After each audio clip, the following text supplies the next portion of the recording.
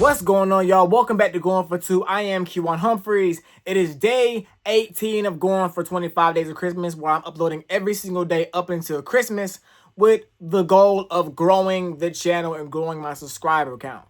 But that cannot be done without the help from you all, so please hit the subscribe button, like, comment, share with your folks. Let's get right into it. Okay, the Atlanta Hawks. First game back with Trae Young after missing over a month with a sprained MCL. The Atlanta Hawks lose 133 to 126. Now, naturally, a bunch of people that did not watch the game is going to put this game on Trae Young.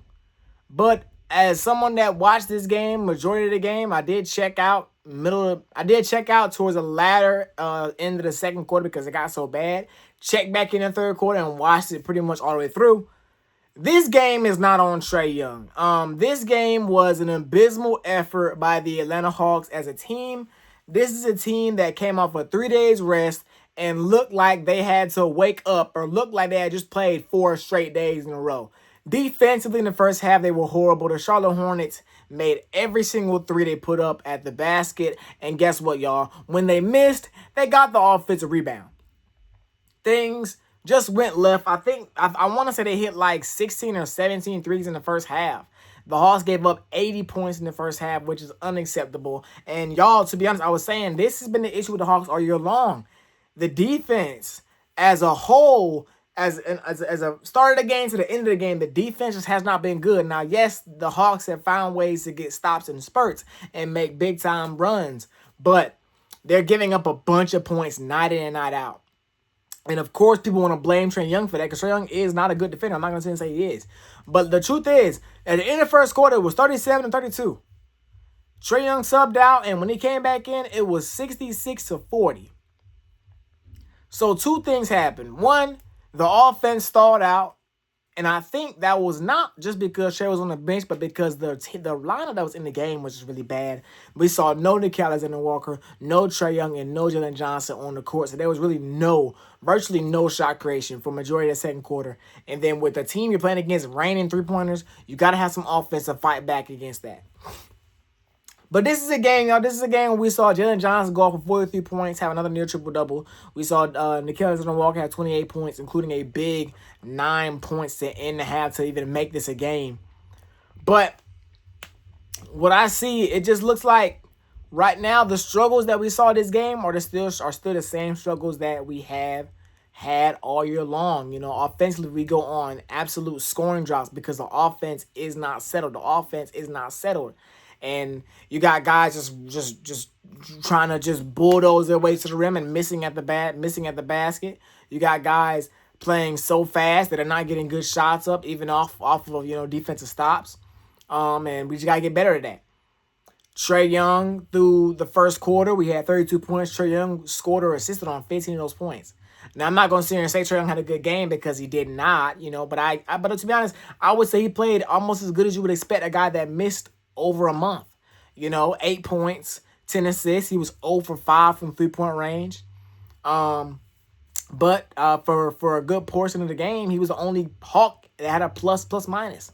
He ended up finishing with a -3 plus-minus, but he only played 20 minutes. You know what I'm saying? So we're probably going to see Trae under a minute restriction tomorrow as well against San Antonio Spurs. But to be honest, I think what I see from this game, what I saw from the Trae minutes is that him being there to settle the offense down makes us a lot better. And what I saw as well, too, Trae Young was not shooting as many shots as he usually does.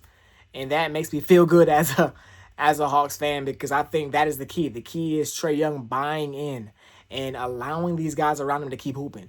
Nickeil Alexander-Walker, he thrived, and that's what I want. That's what I want. I understand Nickeil Alexander-Walker is probably playing better, way better than Dyson Daniels is. But Nickeil Alexander-Walker needs to have a space where he can cook. And on the court, Trae Young, that space is not there. You know what I'm saying? Trae Young and Jalen Johnson on the court together, the ball needs to be in their hands majority of the time. But on the bench, when the second unit comes in, that is where he's supposed to thrive. And y'all, moving Nickeil Alexander-Walker to the bench, it takes away Keaton Wallace minutes. I'm sorry. Keaton Mitchell's a running back. Keaton Wallace minutes. We saw no Keaton Wallace today because Nickeil Alexander-Walker was basically the backup point guard, and he played great. Like I said, he was a big part of why we were even in that game. But tough loss. Tough loss, very frustrating as a Atlanta Hawks fan because this is a game that you feel like you got to win against one of the worst teams in the NBA. And then having to play against the Spurs tomorrow night at home. I say at home because we were in Charlotte tonight, so we got to hop on the plane and fly back to Atlanta to play again tomorrow night against a good Spurs team. It's going to be tough. It's going to be tough, y'all. But I think we still need more time. I think we need more time. I'm be honest. I said let me hop on here and talk about this game because I would have hopped in here and talked about it if we won. So I got to keep the same energy with us losing the game.